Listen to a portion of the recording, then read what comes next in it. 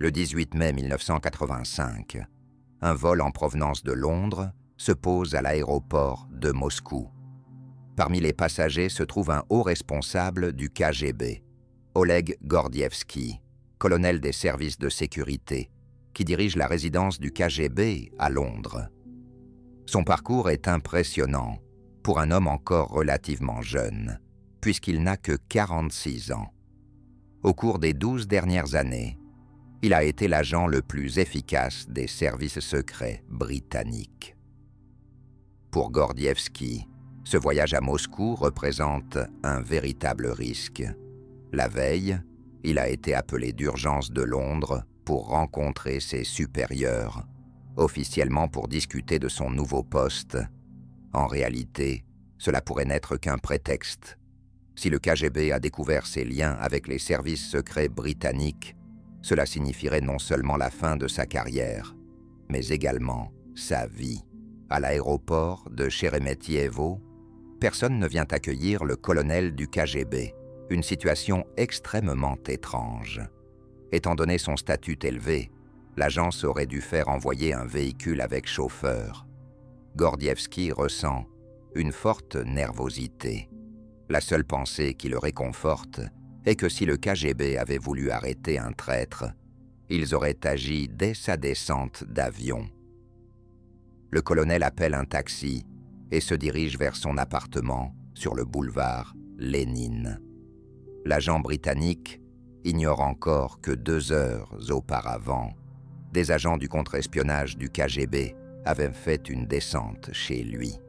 Ils ont scruté l'appartement avec minutie, installé des dispositifs d'écoute sous le papier peint et les plaintes, et placé des microphones sur le téléphone, ainsi que des caméras dans les luminaires. Enfin, ils ont traité les vêtements et les chaussures de Gordievski avec une poudre radioactive spéciale. Bien que la concentration ne soit pas nocive pour la santé, elle permet de suivre les déplacements d'une personne grâce à un compteur Geiger. En montant au 8e étage de l'immeuble, Gordievski ouvre 2 serrures, mais la porte reste fermée. La 3e serrure, installée lors de la construction, est toujours verrouillée. Pendant tout le temps qu'il a passé dans cet appartement, il n'a jamais eu à l'utiliser et n'a même pas la clé. Cela suggère une seule chose. Ses collègues du KGB ont forcé la porte, fouillé l'appartement, installé des dispositifs d'écoute, puis ont laissé en verrouillant toutes les serrures. Gordievski réalise qu'il est sous surveillance et suspecté d'espionnage.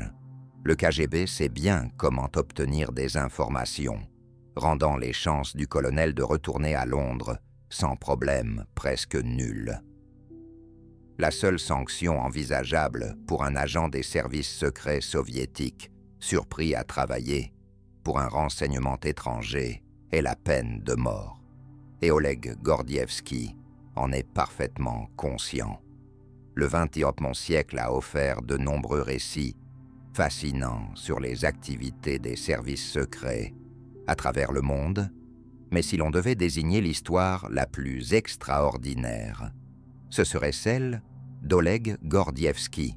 Pour le KGB, il représente l'un de leurs plus grands échecs. Pour le service secret britannique, MI6, il s'agit de l'opération la plus réussie contre l'Union soviétique. Ce récit est jalonné de rebondissements inattendus et se conclut de manière stupéfiante avec des héros complexes dont les décisions mettent en jeu non seulement leur vie, mais aussi celle de l'humanité tout entière. Le Comité de la sécurité d'État est une organisation légendaire. Les évaluations de son rôle varient tellement qu'un océan pourrait exister entre les opinions opposées.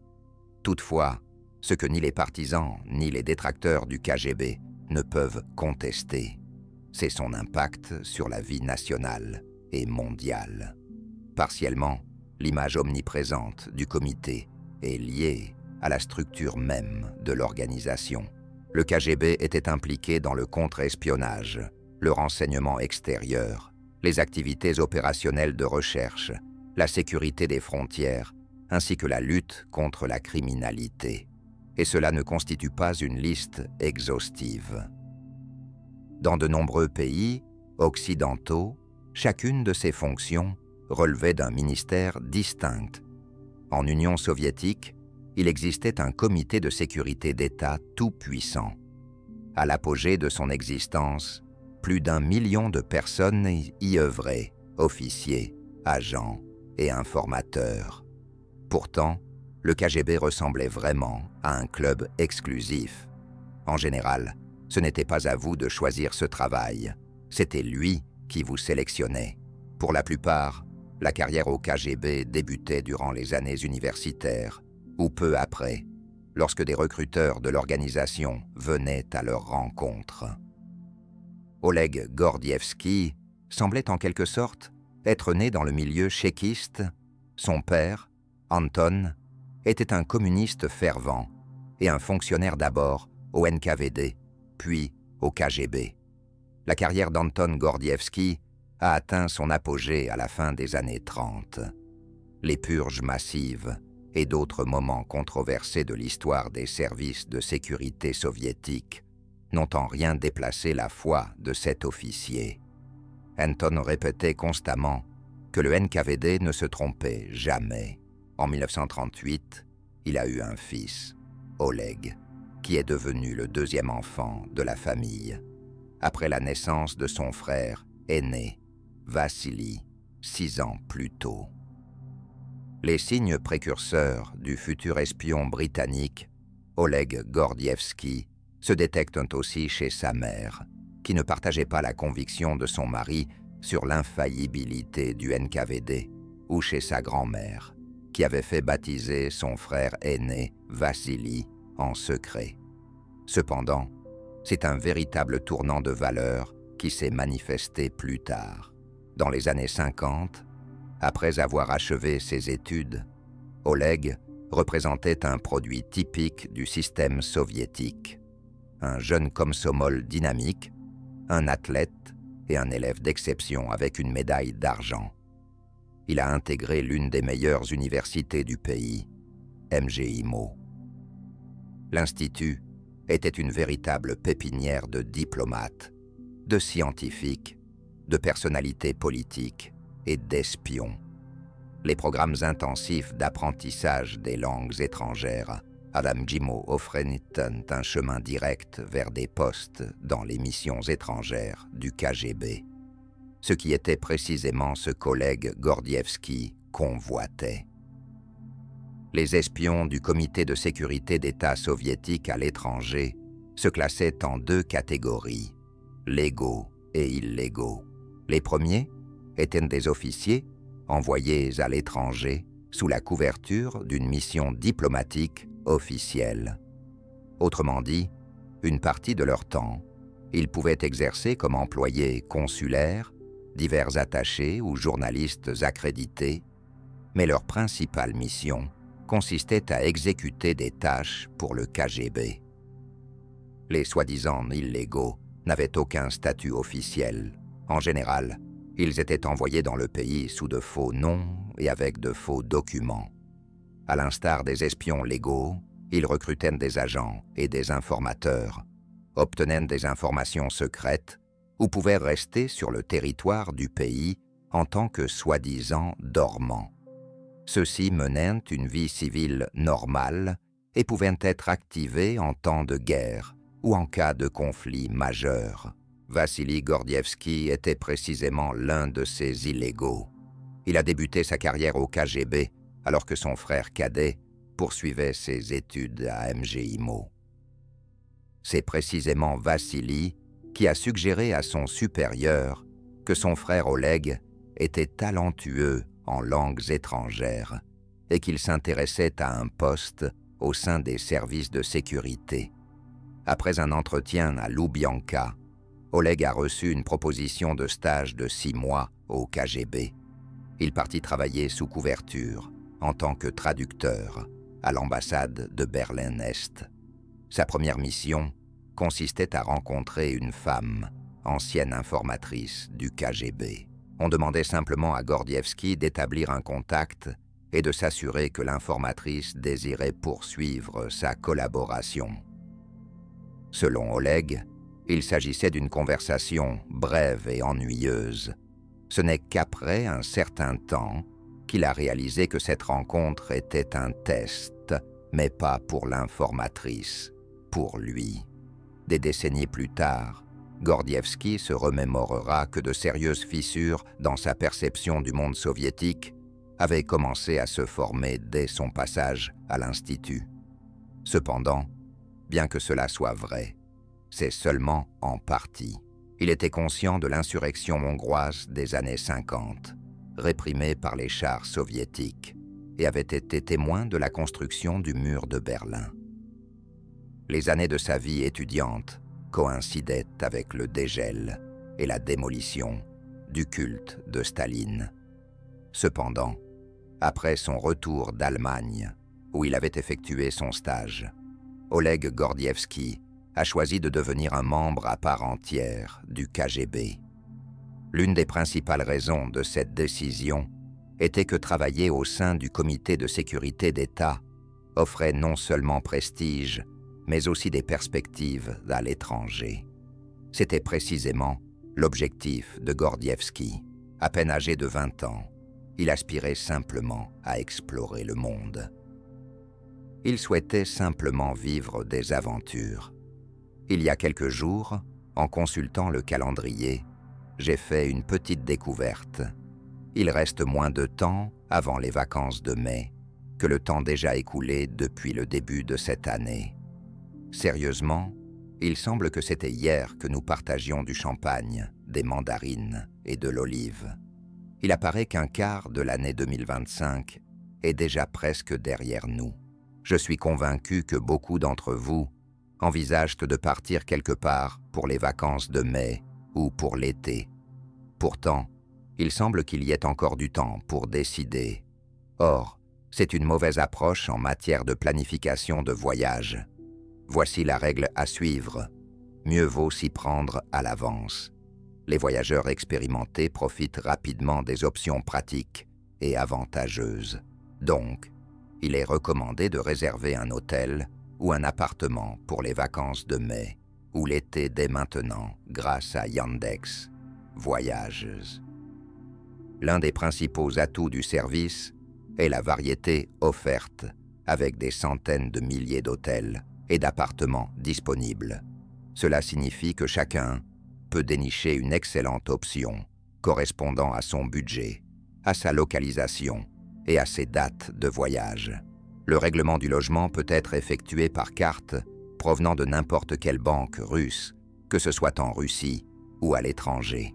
Si vous me demandez où aller pour les vacances de mai, je répondrai sans hésitation. Saint-Pétersbourg, la ville sur la Neva est éblouissante au printemps. Ce n'est pas seulement moi qui le pense. Ayant vécu plusieurs années dans cette ville, je sais aussi qu'un grand nombre de touristes souhaitent la découvrir. Cela signifie que les meilleures offres d'hôtels et d'appartements s'envolent rapidement. Il est donc conseillé de se rendre sans tarder sur Yandex Voyages, de sélectionner Saint-Pétersbourg dans la barre de destination, d'indiquer les dates et le service vous proposera les options adéquates. Grâce au système de filtre, vous pouvez spécifier le nombre d'étoiles, le budget, la disponibilité du petit déjeuner et d'autres critères souhaités. Le service vous proposera alors immédiatement de nombreuses options intéressantes. Il vous suffit ensuite de sélectionner celles qui vous séduisent en termes de localisation, de design et de commodité, puis de procéder à la réservation. De plus, si vous avez des questions, le service client est à votre disposition 24 heures sur 24 via le chat de l'application. Il n'est donc pas étonnant que plus de 20 millions de personnes utilisent ce service chaque mois. Avec le code promotionnel à l'avance, vous bénéficierez d'une réduction allant jusqu'à 20% sur vos réservations d'hôtels et d'appartements. Suivez le lien dans la description ou scannez le QR code affiché à l'écran et planifiez vos vacances à l'avance avec Yandex. Voyages. Les futurs espions du KGB recevaient une formation spécifique. Ils apprenaient l'art du renseignement et du contre-espionnage, ainsi que le recrutement, la gestion d'agents, la maîtrise des armes, le combat rapproché, la reconnaissance d'une surveillance, les techniques pour y échapper, l'organisation d'une surveillance et comment effectuer ou récupérer une transmission, tout cela sans révéler leur profession d'espion soviétique. Ces compétences étaient essentielles pour assurer l'efficacité des agents du KGB à l'étranger. En plus de leurs tâches habituelles de renseignement, ils pouvaient également être impliqués dans des opérations moins éthiques, telles que la désinformation, les manipulations politiques, les enlèvements et les meurtres. Tous les recrues, ayant réussi leur formation, prêtèrent serment, promettant de servir fidèlement leur patrie jusqu'à la dernière goutte de sang. C'est ce qu'a fait Oleg Gordievski. À l'été 1963, il a pris son premier poste à part entière au sein des services de sécurité de l'État. À sa grande déception, il n'a pas obtenu le poste convoité dans l'un des pays occidentaux. Au lieu de cela, il a été affecté à Moscou. Dans un modeste bureau à Loubianka, il accomplissait des tâches administratives routinières pour la direction S, le département du KGB responsable des opérations des agents infiltrés. Ce poste ne réservait ni aventures excitantes, ni voyages à l'étranger. Gordievski réalisait que l'un des principaux freins à ses ambitions était son statut de célibataire, le KGB n'envoyant pas de collaborateurs non mariés en mission à l'international. La logique sous-jacente était que la probabilité qu'une personne mariée devienne un transfuge était beaucoup plus faible, car sa femme et ses enfants seraient alors sous le contrôle du KGB. Ils se sont rencontrés lors d'une visite chez des amis communs. Elena Okopian semblait être la candidate parfaite pour devenir sa femme. Enseignante d'allemand, elle nourrissait également le rêve de vivre à l'étranger. Bien que leur mariage rapide ne puisse pas être considéré comme totalement calculé, la romance ne primait pas vraiment. Après leur union, les chances de chacun d'eux d'être affectés à l'étranger ont nettement augmenté. Pour Oleg, cela levait le principal obstacle à une mission à l'international. Pour Elena, son mari devenait un passeport pour sortir des frontières de l'URSS.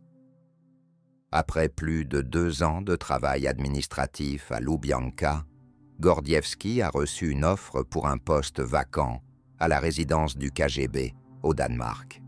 Si, au milieu des années 60, une ville devait être choisie pour illustrer à un citoyen soviétique tous les atouts de la société capitaliste occidentale, Copenhague aurait probablement été cette ville, une capitale européenne relativement petite, propre, belle et prospère, très proche des contes d'Andersen, mais très éloignée de la réalité soviétique. Officiellement, Oleg a été nommé agent consulaire.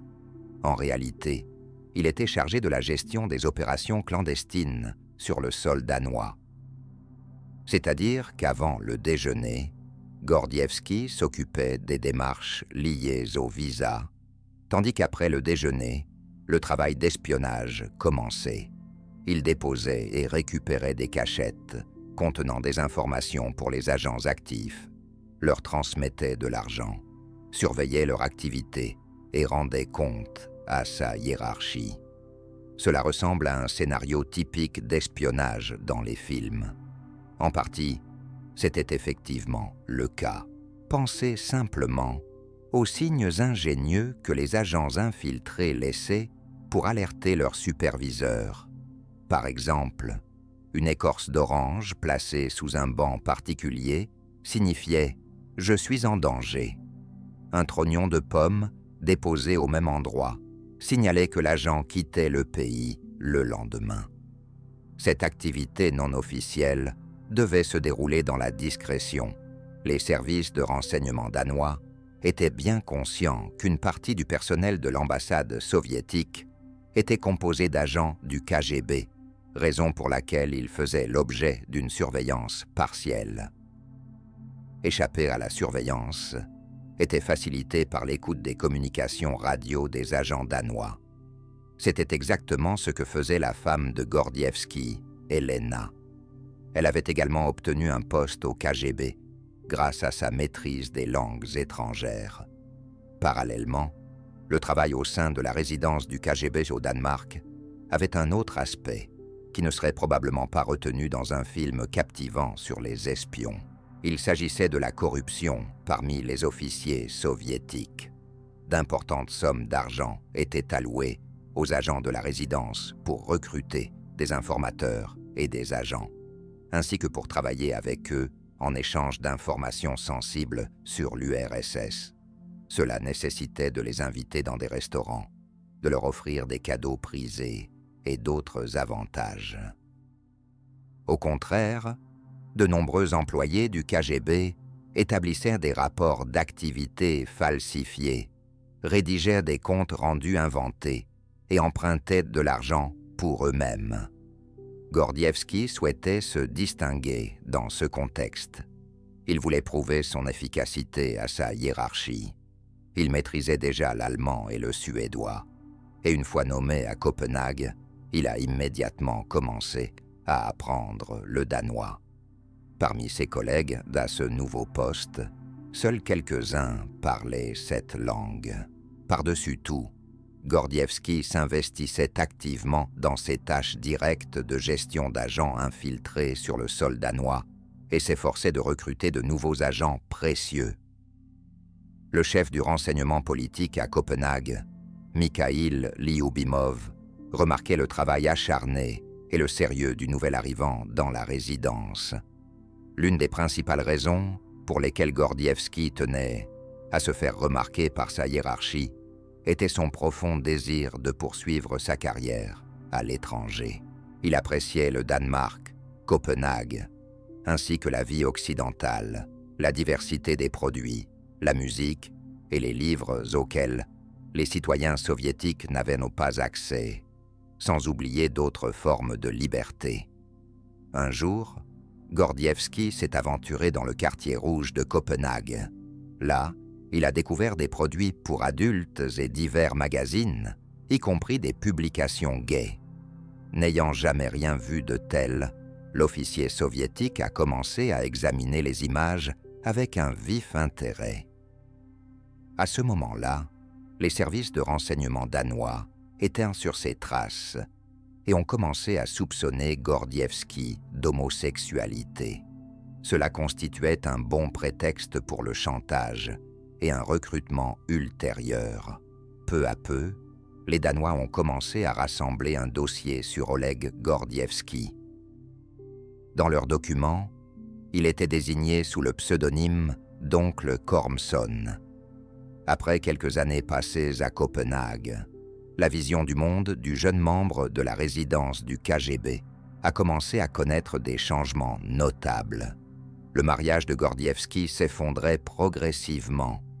Bien qu'Oleg aspire à la liberté et aux valeurs occidentales, ses idées sur la famille et le rôle de la femme demeuraient assez conservatrices.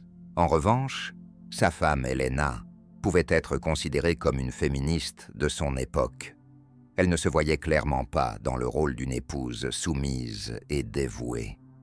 Finalement, Elena a révélé qu'avant leur départ de Moscou, elle avait secrètement avorté. En parallèle, d'importants changements politiques avaient lieu en Europe de l'Est. Cela concernait les réformes démocratiques en Tchécoslovaquie de l'année 68, connue sous le nom de Printemps de Prague. Gordievski suivait attentivement ces événements et ressentait de la sympathie pour les réformateurs. À cette époque, il ignorait que son frère aîné, Vassili, se trouvait justement en Tchécoslovaquie en tant qu'agent infiltré. Il faisait partie des agents envoyés par le KGB pour contrecarrer les efforts de libéralisation. Vassili était impliqué dans des opérations de désinformation, de pression et d'enlèvement. Le printemps de Prague s'est terminé en août 68, lorsque des troupes de l'URSS et d'autres pays du pacte de Varsovie sont entrés dans le pays. Gordievski était accablé. L'une des raisons pour lesquelles Oleg ressentait une forte empathie pour les événements en cours était son ami le plus proche de l'université, Stanislav Kaplan. Après avoir terminé ses études à Moscou, celui-ci était retourné en Tchécoslovaquie et travaillait dans le renseignement. Cependant, pendant les événements du printemps de Prague, il a pris parti pour les réformateurs. Lentement, des problèmes ont également commencé à émerger dans la vie professionnelle de Gordievski. Le renseignement danois le surveillait de plus en plus attentivement. Ils ont même tenté d'exploiter son homosexualité présumée en envoyant un collègue agent pour le séduire. Ce plan a échoué. D'une part, Gordievski était suffisamment prudent pour interrompre rapidement le contact, et d'autre part, il n'était tout simplement pas gay. Néanmoins, l'activité du renseignement concernant Gordievski a été consignée au KGB. Pour eux, cela constituait un signal. Les Danois avaient probablement réalisé qu'il n'était pas un employé ordinaire du consulat. La direction a suspendu toutes les activités illégales de Gordievski et l'a informé qu'il était prévu qu'il soit transféré à Moscou dans quelques mois. Ce retour au pays était difficile. Après 3 années passées dans la Copenhague capitaliste et occidentale, Oleg Gordievski se retrouvait à nouveau confronté à la Moscou socialiste. Pour lui, le contraste était saisissant et défavorable à son pays d'origine.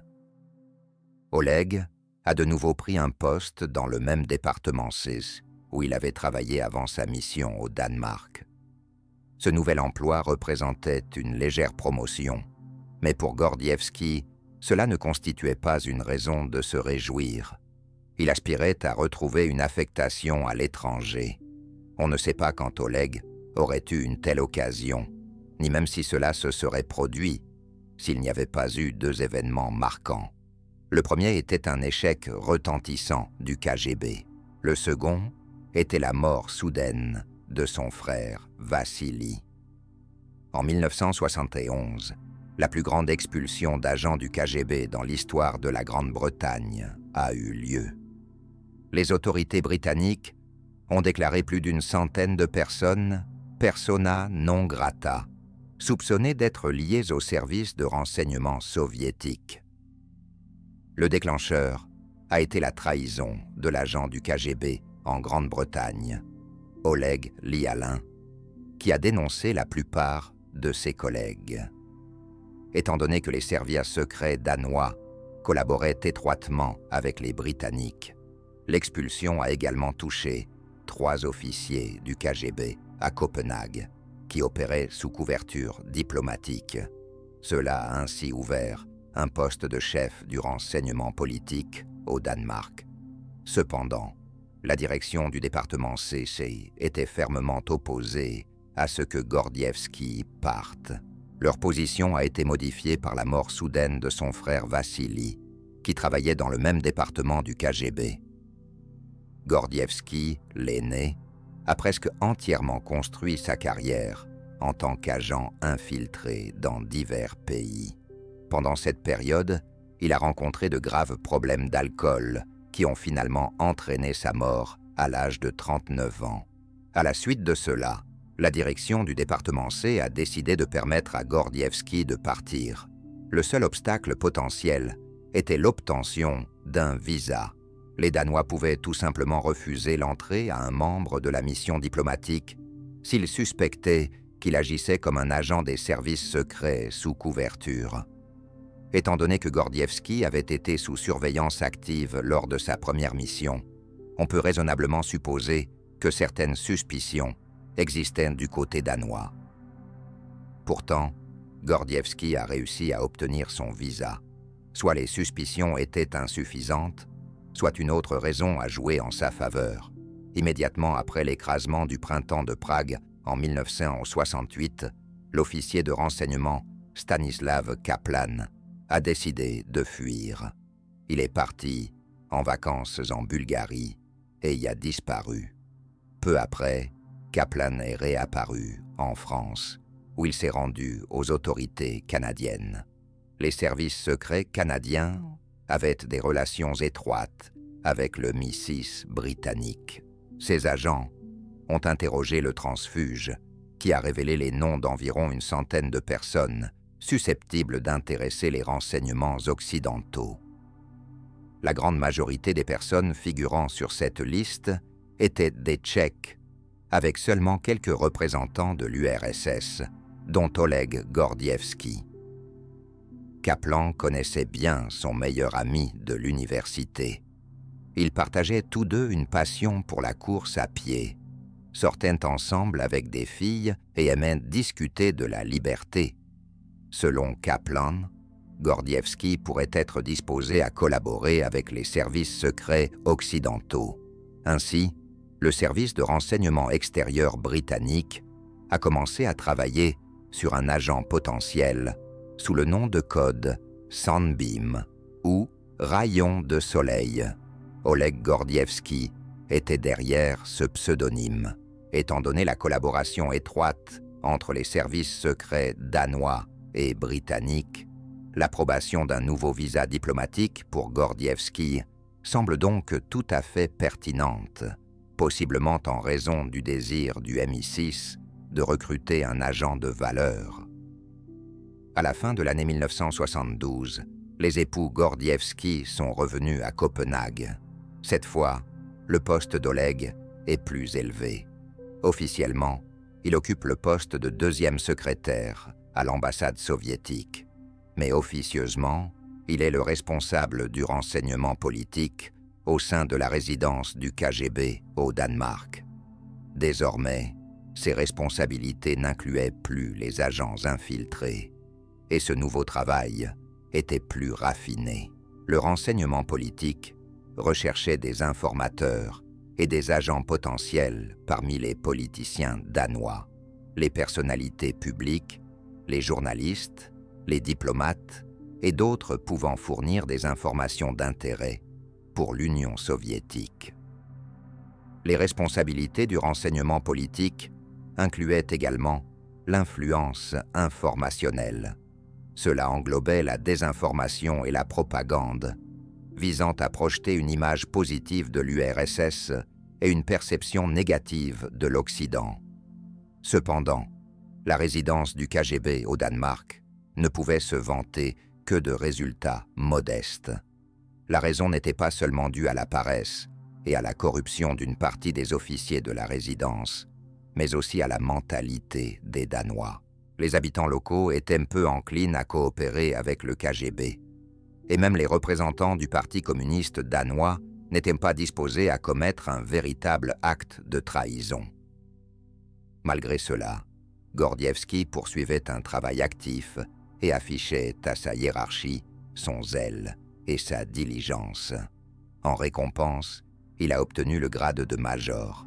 En d'autres termes, sur le plan professionnel, Oleg Gordievski pouvait estimer avoir réussi sa carrière. Dans la mi-trentaine, il occupait un grade élevé et un poste à l'étranger. À ce rythme, il aurait pu diriger la résidence dans l'un des pays occidentaux à 40 ans. Cependant, les quelques années passées à Moscou, entre ses affectations à Copenhague, ont profondément ébranlé la loyauté de l'officier envers le système soviétique. Il a commencé à le percevoir comme corrompu et hypocrite. Au Danemark, Gordievski a commencé à lire abondamment Solzhenitsyn et d'autres écrivains interdits en URSS. Il a également pris connaissance de la fuite vers l'ouest de son ami, étudiant Kaplan. En d'autres termes, intérieurement, Gordievski était sur le point de se rapprocher de l'idée de travailler pour le renseignement occidental.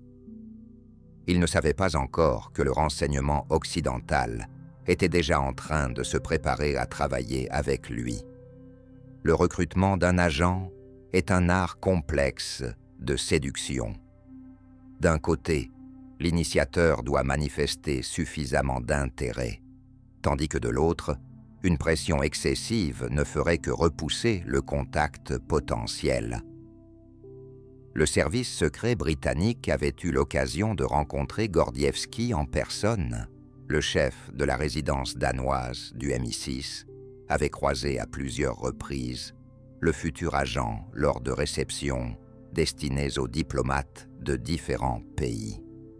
Passionné d'art et de musique classique, Gordievsky parlait toujours avec enthousiasme de ses sujets aux diplomates occidentaux, y compris aux Britanniques. Cependant, pour établir un contact direct avec Gordievsky, le MI6 a décidé de faire appel à une personne extérieure qu'Oleg connaissait très bien. Stanislav Kaplan a pris contact avec Gordievsky, lui faisant savoir qu'il était de passage à Copenhague, et a proposé de se rencontrer entre vieux amis. Oleg a accepté. Lors de leur rencontre, il a été particulièrement vigilant. Gordievsky comprenait que l'apparition inattendue de son ami universitaire dans sa vie n'était pas fortuite, mais il ne savait pas exactement qui avait envoyé Kaplan ni dans quel but. Les services de renseignement de divers pays utilisaient activement une méthode appelée APA. Son objectif est de gagner la confiance de la cible en lui promettant de lui fournir ce dont elle a besoin, puis de la démasquer. Par exemple, le KGB pouvait dépêcher l'un de ses agents auprès d'un diplomate étranger soupçonné de collaborer avec le renseignement. L'agent du KGB se faisait passer pour un officier désillusionné, prêt à divulguer des secrets d'État aux services secrets occidentaux. Dès que l'échange d'informations commençait, une opération de démasquage était mise en place. Le diplomate occidental était alors accusé d'espionnage et expulsé du pays. Les Danois ou les Britanniques auraient pu appliquer la même méthode avec Gordievsky. C'est pourquoi il n'a rien dit de compromettant à Kaplan lors de leur rencontre. Mais à la fin, il a laissé entendre qu'il ne ferait pas de rapport à sa hiérarchie sur leur entrevue. C'était équivalent à dire à une éventuelle amante lors d'un rendez-vous « Ma femme ne sait pas que je suis ici ». En d'autres termes, les intentions étaient clairement exprimées. Lors des quelques rencontres suivantes avec Gordievsky, le chef de la résidence danoise du MI6 était déjà présent. Au début, il a subtilement insinué que les Britanniques savaient que Gordievsky n'était pas un diplomate, mais un agent du KGB. Oleg a continué à agir prudemment, répondant de manière évasive, sans rien confirmer ni nier. Enfin, le représentant du MI6 a décidé d'aller droit au but. Il a directement demandé à Gordievsky s'il était prêt à coopérer. Oleg a éludé la question. Le Britannique a persisté. « Qui dirige le renseignement politique du KGB dans la résidence danoise ?» a-t-il demandé. « Moi », a répondu soudainement Gordievsky. À ce moment-là, il a franchi une ligne. Un officier du KGB, ayant prêté serment, avait accepté de collaborer avec les services de renseignement d'un autre pays. En d'autres termes, Gordievsky avait commis une trahison. Des images de son passé ont traversé son esprit. Son père, qui a dissimulé toute sa vie la vérité désagréable sur son travail. Sa mère, qui ne croyait pas en l'innocence de l'NKVD, l'insurrection hongroise, la construction du mur de Berlin, la fuite de son meilleur ami, son amour pour la culture occidentale, son dégoût croissant pour le régime soviétique et sa foi en un changement possible pour sa patrie. Tout cela rendait l'acte de trahison justifié, du moins à ses yeux. Après le début officiel de sa coopération avec le MI6, les rencontres entre Gordievsky et ses superviseurs se tenaient une fois par mois dans un appartement clandestin en périphérie de Copenhague. Les détails de la nouvelle opération du MI6 au sein du KGB étaient gardés strictement secrets. Les services secrets britanniques n'avaient jamais collaboré avec un agent aussi profondément intégré dans la sécurité d'État soviétique. Un très petit cercle au sein des services secrets britanniques était informé de l'opération codée « Rayon de soleil ». Seules quelques personnes connaissaient le véritable nom de l'agent. Les services secrets danois continuaient de surveiller périodiquement Gordievski, car ils soupçonnaient cet employé de l'ambassade soviétique de collaborer avec le KGB. Les visites mensuelles du potentiel espion dans l'appartement en périphérie de Copenhague pouvaient susciter des soupçons parmi les agents, et leurs rapports ou messages pouvaient compromettre toute l'opération. Au sein du service secret danois, seules quelques personnes à la direction étaient au courant de cet agent précieux du MI6. Finalement, il a été décidé de retirer la surveillance de Gordievski lors des jours où il rencontrait ses superviseurs dans l'appartement clandestin. Au début, les Britanniques vérifiaient le nouvel agent. Ils posèrent de nombreuses questions dont ils connaissaient pourtant déjà les réponses. Les informations fournies par Gordievski ne se limitaient pas simplement à des échos. Il en révélait beaucoup plus. Il fournissait des détails sur le fonctionnement interne du KGB, des noms, des affectations, des précisions sur des opérations, des techniques de formation des agents et même des informations sur les relations personnelles entre différents employés. Des cassettes contenant des enregistrements de conversations étaient envoyées en Grande-Bretagne par des diplomates. Conformément aux accords internationaux, les valises des représentants n'étaient pas fouillées à la frontière, ce qui permettait de transmettre secrètement les informations du nouvel agent directement à la direction du MI6. Avec le temps, les Britanniques ont vérifié que Gordievski ne faisait pas partie d'un plan ingénieux du KGB. Il était digne de confiance, ses informations étaient fiables et il était prêt à en fournir beaucoup plus. La vie d'Oleg Gordievski a rapidement commencé à ressembler à un jeu d'échecs en 3D.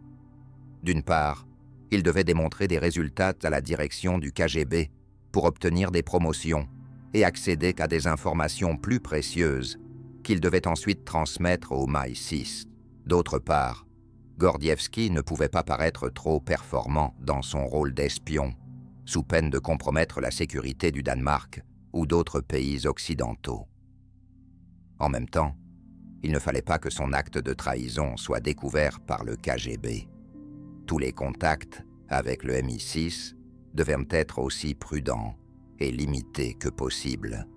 Il ne fallait pas non plus oublier que Gordievski partageait son appartement avec un agent en activité du KGB, sa femme, Elena, dont le mariage s'était longtemps transformé en une nécessité professionnelle. Si des soupçons sur Gordievski naissaient chez elle, en tant qu'employée du KGB, elle serait tenue d'en informer sa hiérarchie.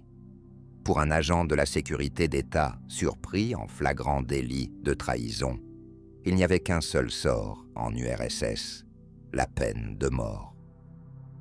Et dans cette vie déjà complexe, Oleg Gordievski est tombé amoureux. Leila Alieva travaillait comme dactylo à l'Organisation mondiale de la santé à Copenhague. Elle était plus jeune que Gordievski et le trouvait expérimenté, intéressant et cultivé en musique et en littérature. Leila a rapidement compris qu'Oleg n'était pas juste un employé de l'ambassade, mais qu'il travaillait pour le KGB. Le père de la jeune femme était général de la sécurité d'État en Azerbaïdjan, ce qui l'avait amené à grandir dans un environnement entouré de membres du KGB. Ce que Leila ne savait pas, c'était que son amant travaillait également pour le renseignement britannique. Le MI6 souhaitait accroître les informations provenant de l'agent Rayon de soleil. Oleg avait une excellente mémoire et pouvait relater de nombreux détails, Mais obtenir des copies complètes des documents du KGB restait la priorité. Les Britanniques proposaient à Gordievski une mini-caméra pour qu'il puisse photographier des documents directement sur son lieu de travail. Oleg a refusé cette proposition, car un simple regard inquisiteur d'un collègue ou la découverte de matériel d'espionnage britannique chez lui compromettrait sa carrière et sa vie. Il a alors été décidé que Gordievski emporterait des documents pendant la pause déjeuner. À l'époque, les documents en provenance de Moscou arrivaient à l'ambassade du Danemark par microfilm. Le MI6 a chargé son département technique de concevoir un petit dispositif portable pour copier rapidement le film. Ainsi, Gordievski sortait des matériaux de l'ambassade pendant le déjeuner et les transmettait à un agent du MI6. Ce dernier copiait rapidement les documents en une demi-heure et les retournait à Oleg. De plus, tout cela devait être effectué avec la plus grande précaution. Toute détérioration du film pouvait trahir l'agent soviétique. Gordievski connaissait les noms de nombreux agents travaillant pour le KGB, non seulement au Danemark, mais aussi dans d'autres pays occidentaux. Pour le MI6, il était tentant d'utiliser immédiatement cette information pour procéder à des arrestations massives ou expulser ses espions. Cependant, les Britanniques ont décidé de ne pas se précipiter. Ils comprenaient que cela éveillerait immédiatement des soupçons au sein du KGB. Ils découvriraient rapidement la source et l'opération Rayon de Soleil se terminerait sans avoir révélé même une petite partie de son potentiel. Le MI6 a donc préféré adopter une approche patiente. Plus Gordievski resterait hors de tout soupçon, plus il pourrait gravir les échelons de la carrière au KGB. Les Britanniques ont commencé à agir avec prudence. Par exemple, l'agent Rayon de Soleil a identifié plusieurs hauts fonctionnaires de l'État en Norvège et en Suède qui travaillaient pour le KGB. Au MI6, ils ont décidé que si plusieurs espions soviétiques étaient démasqués en dehors du Danemark, cela ne devrait pas éveiller de soupçons concernant la résidence à Copenhague et, en particulier, Gordievski. Parmi les espions révélés, il y avait la gouverneure Havik, une employée âgée du ministère norvégien des Affaires étrangères, et une agente soviétique ayant 30 ans d'expérience. Au cours de sa longue carrière d'espionne, elle avait rencontré ses superviseurs du KGB des centaines de fois et avait transmis de nombreuses informations secrètes. Après la révélation inattendue de plusieurs espions, le KGB a bien sûr envisagé la possibilité qu'un traître occupât un poste élevé. Gordievski en était conscient. Pendant plusieurs semaines, il a craint d'être découvert, mais cela ne s'est pas produit. Peu à peu, l'agent Rayon de Lumière a accepté de recevoir une compensation financière du MI6, bien que pour de nombreuses personnes travaillant pour des services de renseignement étrangers, l'argent soit le principal moteur. Ce n'était pas le cas pour Gordievski. Au départ, il avait même posé comme condition de ne pas recevoir de rétribution financière des Britanniques, car ses motivations étaient avant tout idéologiques. Plus tard, la majorité de son argent était transférée sur son compte britannique, et Gordievski savait pertinemment qu'il pourrait ne jamais en profiter. Il continuait à cacher à sa femme et à ses collègues sa liaison, tout en utilisant même ses amis proches au sein de la résidence du KGB pour obtenir des informations cruciales. Il emportait discrètement des documents précieux pendant la pause déjeuner. Il mentait à tout le monde.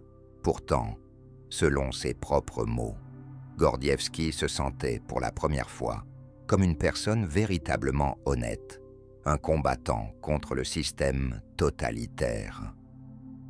En 1978, Gordievski a été informé qu'il allait être transféré à Moscou. La rotation des employés était une pratique courante au sein du comité de sécurité de l'État.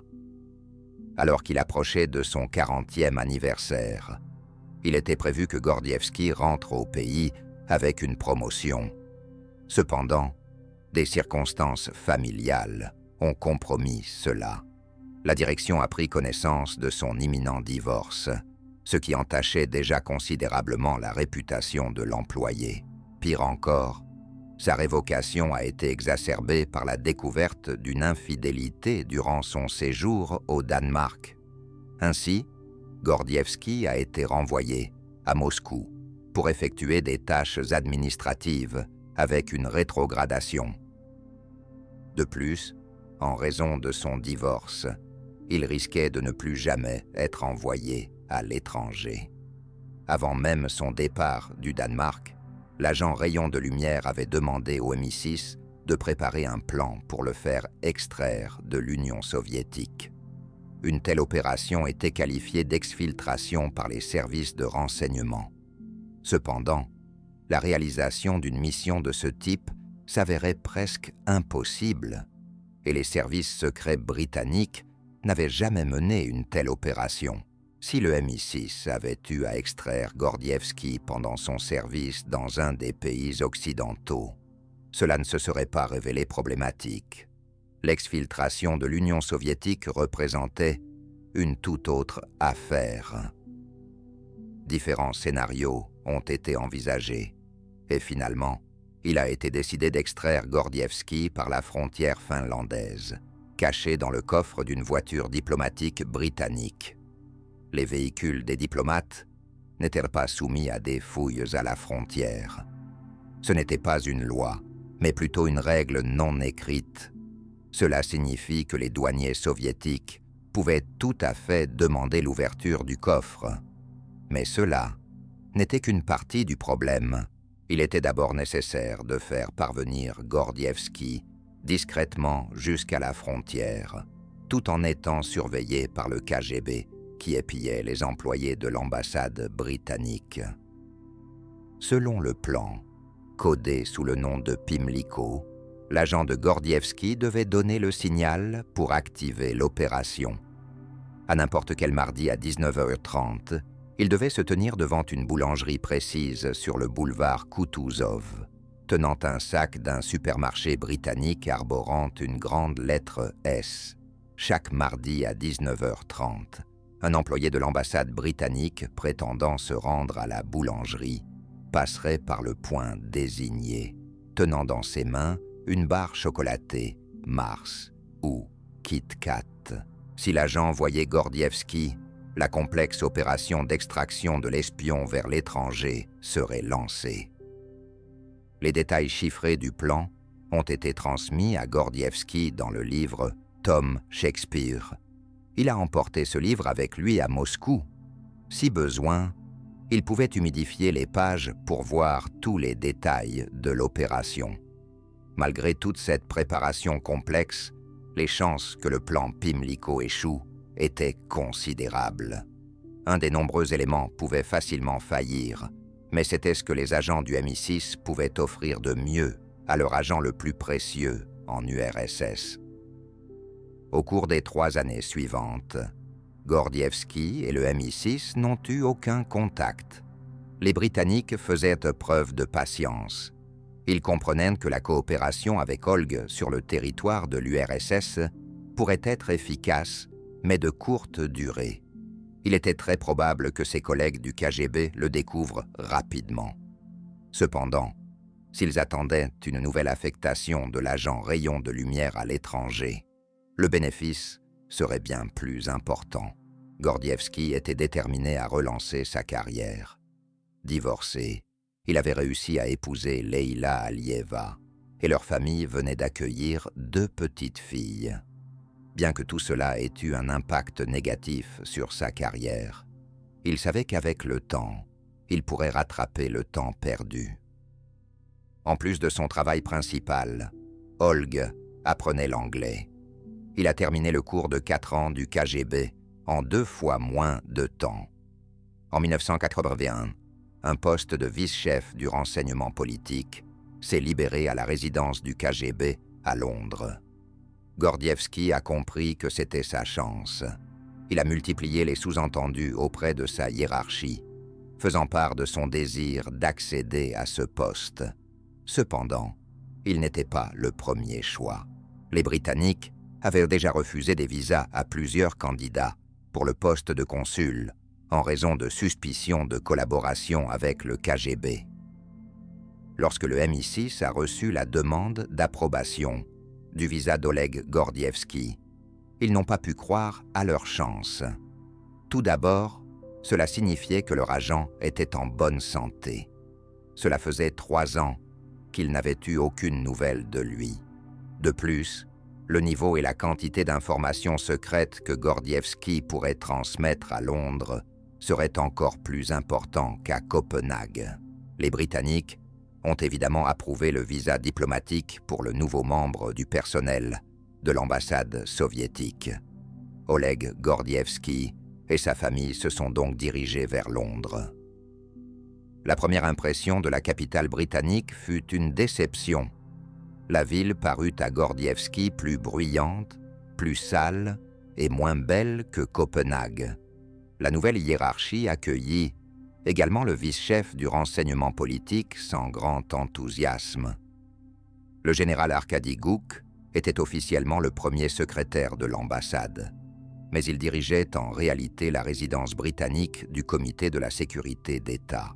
Gordievski percevait son nouveau patron comme un homme prétentieux, mal éduqué et peu intelligent, qui avait une grande passion pour l'alcool. Arkady Gouk était totalement convaincu que les services secrets britanniques surveillaient les employés de l'ambassade soviétique 24 heures sur 24, 7 jours sur 7, qu'ils interceptaient les communications téléphoniques, installaient des dispositifs d'écoute dans les machines à écrire et employaient d'autres moyens de surveillance. Par conséquent, une atmosphère de paranoïa régnait au sein de la résidence londonienne, et tous les nouveaux employés étaient accueillis avec une certaine méfiance. Dans ce contexte, Gordievski devait établir un contact avec ses superviseurs du MI6. Il a composé le numéro de téléphone qui lui avait été fourni quelques années auparavant à Copenhague. La première rencontre de Gordievski avec le MI6 ressemblait à une scène d'action tirée d'un film d'espionnage. Oleg, durant sa pause déjeuner, entra dans un hôtel discret. Dans le hall, des agents familiers des services secrets britanniques l'attendaient. Sans un mot, ils se dirigèrent vers la sortie arrière. Gordievski les suivit prudemment, à distance. Dans le parking, ils montèrent silencieusement dans une voiture et prirent la route. Ce n'est qu'à ce moment-là que les superviseurs et l'agent échangèrent leurs premières phrases. Ils arrivèrent dans un appartement sûr, ni trop proche, ni trop éloigné du bâtiment de l'ambassade soviétique, afin d'éviter de croiser par hasard des diplomates soviétiques, tout en permettant des rencontres pendant la pause déjeuner. Ainsi a commencé une nouvelle étape du travail de Gordievski au MI6. Pendant son séjour à Moscou, il consacrait beaucoup de temps à l'étude de documents secrets du KGB. Ses collègues ne pensaient qu'Oleg essayait ainsi de prouver son assiduité à sa hiérarchie pour obtenir une promotion. Cependant, ce n'était qu'une des raisons. Gordievski cherchait également à mémoriser un maximum de détails afin de les communiquer ensuite au MI6. Cela concernait principalement les espions et les agents que le KGB avait utilisait ou envisageait d'utiliser pour obtenir des renseignements en Occident. Les informations de Gordievski représentaient une valeur immense pour les Britanniques. Jamais ils n'avaient eu accès à des données aussi complètes sur l'état actuel et le fonctionnement du tout-puissant KGB. Un certain soulagement au MI6 provenait du fait que, selon Gordievski, l'état général du principal service secret soviétique n'était pas aussi impressionnant qu'il y a quelques décennies. À l'époque, parmi les agents du KGC se trouvaient des hauts fonctionnaires des services secrets britanniques des politiciens influents et des personnalités publiques. Au début des années 80, la situation était considérablement plus modeste. De plus, un grand nombre d'employés du Comité de la sécurité d'État voyaient désormais leur service comme un moyen de profit. Selon Gordievsky, l'un des principaux atouts du KGB en Grande-Bretagne était le président du Parti travailliste de gauche, Michael Foot. Un an plus tard, en 1983, des élections parlementaires étaient prévues au Royaume-Uni et le Parti libéral figurait parmi les favoris. En cas de victoire, Michael Foot pourrait accéder au poste de Premier ministre. Selon Gordievsky, il avait vu des documents dans les archives du comité à Moscou mentionnant que Michael Foot recevait de l'argent des services secrets soviétiques. Cependant, en retour, il ne fournissait aucune information secrète et agissait davantage comme un agent d'influence que comme un espion pour l'URSS. Foot utilisait cet argent pour financer un magazine socialiste après le printemps de Prague en 1968. Selon Gordievsky, le politicien avait complètement interrompu tout contact avec le KGB. Techniquement, Michael Foot n'enfreignait pas la loi, mais cette information suffisait à compromettre définitivement sa carrière politique. On ne sait pas précisément pourquoi ces données n'ont pas été publiées immédiatement en 1982, mais quoi qu'il en soit, un an plus tard, Michael Foot a perdu les élections face à Margaret Thatcher et n'est pas devenu le nouveau Premier ministre. Ses liens avec le KGB demeurent un sujet de controverse au Royaume-Uni. Les premières années suivant l'arrivée de Gordievsky à Londres ont constitué la période la plus productive de son travail au MI6. Il a fourni aux Britanniques de nombreuses informations secrètes qui ont aidé à démasquer des espions soviétiques dans divers pays occidentaux. Mais la principale réalisation de sa collaboration est considérée comme la prévention d'une guerre nucléaire. Le début des années 80, selon de nombreux historiens, était une période où le monde frôlait l'apocalypse pour la première fois depuis la crise des missiles de Cuba 20 ans plus tôt. Le dirigeant soviétique Yuri Andropov croyait que les pays occidentaux se préparaient sérieusement à attaquer l'URSS avec des armes nucléaires. En conséquence, toutes les résidences du KGB à l'étranger reçurent des instructions pour rechercher toute confirmation d'une attaque imminente. Selon Gordievsky, de nombreux collègues de la résidence de Londres voyaient cela comme une manifestation de la paranoïa d'Andropov. Mais malgré tout, pour le MI6, les informations de leur agent sur les véritables sentiments au sein de la direction soviétique étaient d'une importance cruciale. Ni la Grande-Bretagne ni les États-Unis ne souhaitaient déclencher un conflit qui pourrait mener à une apocalypse, et ils ont donc ajusté leur stratégie militaire. Il est donc reconnu que les données transmises par Gordievsky à l'Occident au début des années 80 ont joué un rôle clé dans l'évitement d'une guerre nucléaire.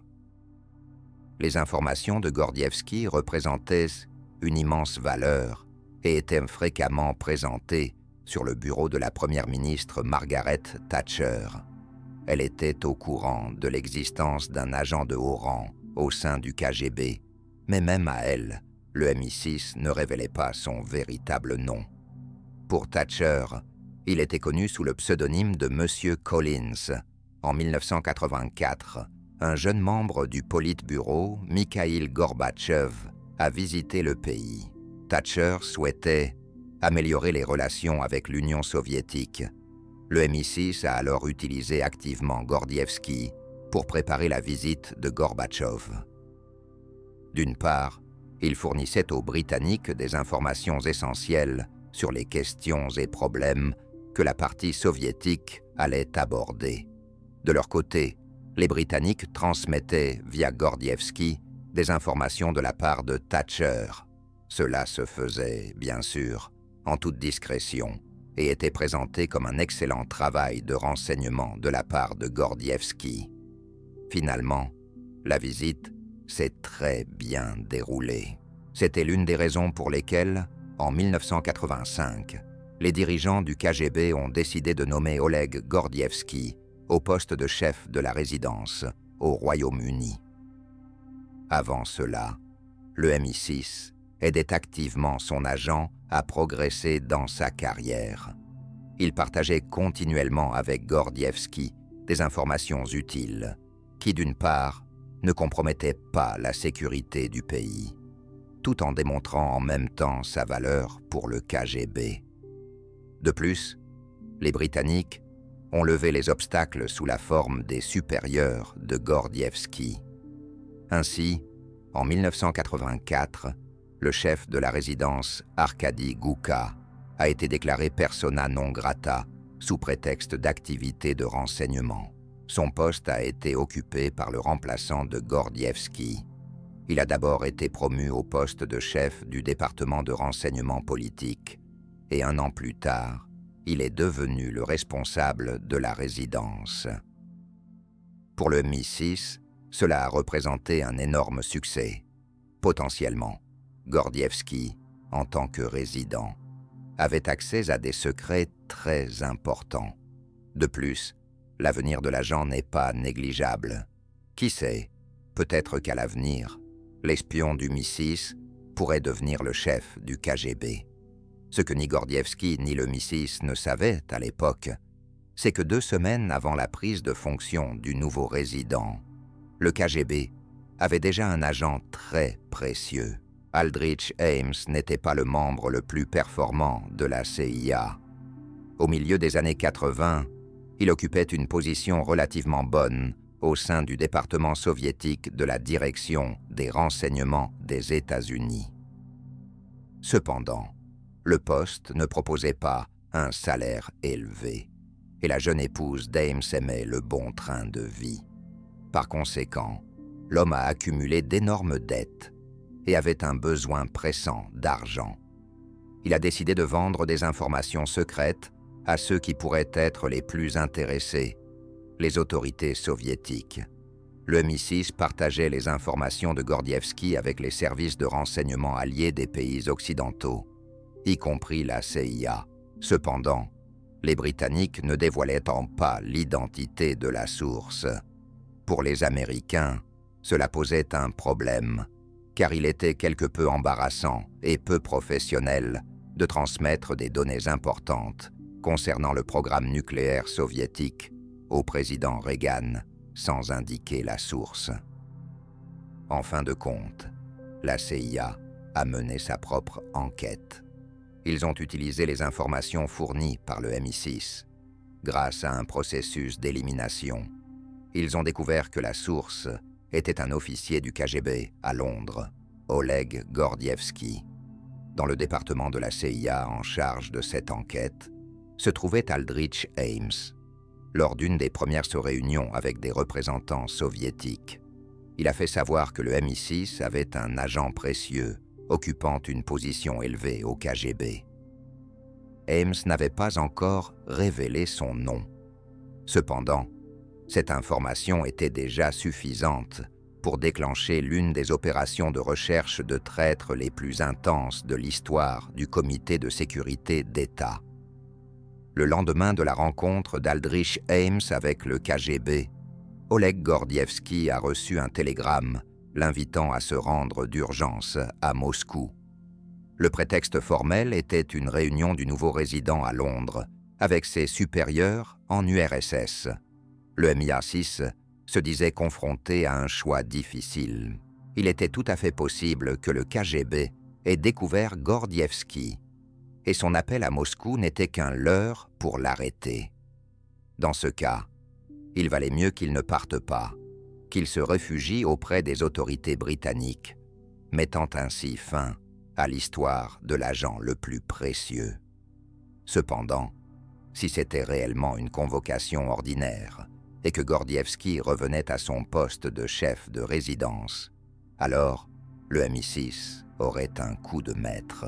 En fin de compte, les Britanniques ont exprimé leurs inquiétudes à Gordievski, mais lui ont laissé le choix final. Il a décidé d'y aller. Le risque était bien sûr présent, mais le potentiel bénéfice en cas de résultat favorable était supérieur. Avant de se rendre à l'aéroport, Gordievski a fait ses adieux à sa femme Leila et à ses filles, qui ignoraient toujours tout de son travail pour le MI6. Si le KGB l'avait découvert, il ne reverrait jamais sa famille. La personne chargée de l'arrestation du traître au sein du KGB était Viktor Boudaïev. Certains le considéraient comme l'homme le plus dangereux de la sécurité d'État. C'est lui qui avait supervisé la perquisition et l'installation de dispositifs d'écoute dans la maison de Gordievski à Moscou. Lorsqu'Oleg Gordievski a trouvé la porte de son appartement fermée à clé, il a compris qu'il était surveillé. Cependant, tant qu'il n'était pas arrêté directement à l'aéroport, cela indiquait que le KGB n'avait pas encore terminé son enquête. Le lendemain, il s'est rendu à une réunion avec l'un des responsables du KGB, Viktor Grouchko. Viktor Boudaïev était également présent à cette réunion. La seule source racontant ce qui se passait ce jour-là, dans le bureau de Grouchko, était Gordievski lui-même. Selon ses dires, tout semblait d'abord être une beuverie de service. Puis il s'est rendu compte qu'on avait mélangé des substances dans son cognac, ce qui l'empêchait de contrôler entièrement la situation. C'est alors que ses collègues ont commencé un véritable interrogatoire, affirmant savoir qu'il était un espion britannique et lui extorquant des aveux ainsi que des détails. Gordievski a appliqué ce qu'on lui avait enseigné à l'école du KGB. En cas de telle situation, il niait tout. Le colonel s'est retrouvé le lendemain dans un lit inconnu. Par la suite, il a été ramené chez lui. Au KGB, on lui a annoncé qu'il ne se rendrait pas à Londres. Il avait été rétrogradé et n'avait plus accès aux opérations en cours. Gordievski essayait de saisir pourquoi il n'avait pas encore été arrêté si le KGB était au courant de ses liens avec le MI6. La seule explication logique était que la sécurité d'État n'avait pas encore en sa possession des preuves solides et qu'elle cherchait à en obtenir. Pendant ce temps, à Londres, un employé de l'ambassade soviétique a rendu visite à la famille Gordievski. Il a informé Leila de se préparer à partir pour Moscou. Son mari aurait souffert d'un malaise et il devait s'envoler d'urgence. Tout cela a été observé par les agents du MI6, qui comprenaient que le départ précipité de la famille pour Moscou était probablement lié à l'arrestation imminente de Gordievski. Une décision a été prise pour se préparer minutieusement à l'opération Pimlico. Oleg Gordievski réalisait qu'il n'avait pas beaucoup de temps. Bientôt, le KGB trouverait les preuves nécessaires de sa collaboration avec le MI6. Il était donc urgent de prendre une décision. Après le retour de sa famille à Moscou, il leur a expliqué qu'il avait des ennemis au KGB qui cherchaient à l'accuser de faits qu'il n'avait pas commis. L'opération Pimlico-Vysse est initialement l'évasion de toute la famille, 2 adultes et 2 enfants. Gordievski devait soit parler de l'évasion prévue à Leila et obtenir son accord, soit s'enfuir seul. Il a tenté d'évoquer l'idée d'une fuite avec sa femme, cherchant à savoir s'il y avait des possibilités d'évasion. Selon sa réaction, il en est arrivé à la conclusion qu'il ne pouvait pas lui faire confiance et a pris la difficile décision de fuir seul. Depuis que l'opération Pimlico était en pleine préparation, un employé de l'ambassade britannique passait chaque jour à 7h30 devant la boulangerie sur le boulevard Koutouzov, attendant un homme avec un paquet portant la lettre C. Enfin, un jour, tout en tenant une barre chocolatée Mars, il a aperçu cet homme. Ils se sont regardés pendant quelques secondes. À ce moment-là, l'exfiltration de Gordievski a officiellement commencé. Oleg est rentré chez lui. a humidifié les pages d'un livre de Shakespeare et a commencé à étudier les détails de l'évasion imminente. Le vendredi 19 juillet 1985, Gordievski a enfilé un survêtement et a quitté son appartement. Conscient que le KGB le surveillait, il a fait semblant de partir faire un jogging. En cours de route, il a réussi à échapper à la surveillance, a pris le métro et s'est dirigé vers la gare, où il a embarqué dans un train de nuit à destination de Leningrad. Tôt le matin du 20 juillet, il est arrivé à Leningrad. De là, il a pris un train électrique pour Zelenogorsk, puis un bus en direction de Vyborg. Il est descendu à un endroit isolé, à l'arrêt nommé 836 km. Là, des voitures avec des diplomates britanniques l'ont rencontré. Ils avaient également eu du mal à éviter la surveillance du KGB. Mais le plus difficile était encore à venir, le passage de la frontière. Les diplomates sont arrivés dans 2 voitures, s'attendant à l'évasion de toute la famille. Ils ont entièrement déshabillé Gordievski et l'ont traité avec une solution spéciale censée éloigner les chiens de garde à la frontière. Les Britanniques s'étaient soigneusement préparés pour cette fuite. Ils avaient même emmené avec eux un petit enfant, un des employés de l'ambassade, afin de détourner l'attention des douaniers. Finalement, ils ont été arrêtés pour un contrôle de documents au poste frontière soviétique avant d'atteindre la frontière finlandaise. Un agent avec un chien se tenait à proximité. Après quelques minutes d'attente angoissante, la voiture a été autorisée à passer. Si les douaniers soviétiques avaient ouvert le coffre, ils auraient découvert Oleg Gordievski, enroulé et presque nu. Quelques jours avant l'évasion de Gordievski, Aldrich Ames avait révélé les noms de plusieurs dizaines d'espions au sein du KGB, dont Oleg Gordievski. On ne sait toujours pas pourquoi il n'a pas été arrêté immédiatement à ce moment-là. Peut-être que Boudaïev et sa subordonnée n'étaient pas pressés. Ils recherchaient des preuves solides de la culpabilité de l'officier. Le KGB pensait que Gordievski n'avait de toute façon aucune chance de fuir le pays sous une surveillance constante. Après sa disparition, les services spéciaux soviétiques ont longtemps cherché le corps de leur ancien employé, persuadés qu'il s'était suicidé. Plus tard, lorsqu'ils ont compris qu'il s'agissait d'une évasion, le KGB a tenté de minimiser le niveau d'accès de Gordievski aux informations secrètes. Ils affirmaient qu'il n'était pas un employé si important et qu'il ne pouvait révéler quoi que ce soit de substantiel aux services secrets occidentaux. Cela dit, le fait qu'encore 30 ans plus tard, de nombreux témoins de ces événements du côté du KGB refusent d'aborder les détails de ce qui s'est passé en dit long. Malgré tous les efforts diplomatiques des autorités britanniques, Leila Alieva et ses filles n'ont été autorisées à se rendre en Grande-Bretagne pour rejoindre leur mari et père qu'après 5 ans. Les tentatives du couple pour reconstruire leur vie de famille ont échoué. 2 ans plus tard, ils se sont finalement séparés. Leurs filles sont restées en Grande-Bretagne, tandis que Leila continue de vivre entre 2 pays. Oleg Gordievski, âgé de 86 ans, vit toujours au Royaume-Uni sous une identité secrète dans une maison protégée.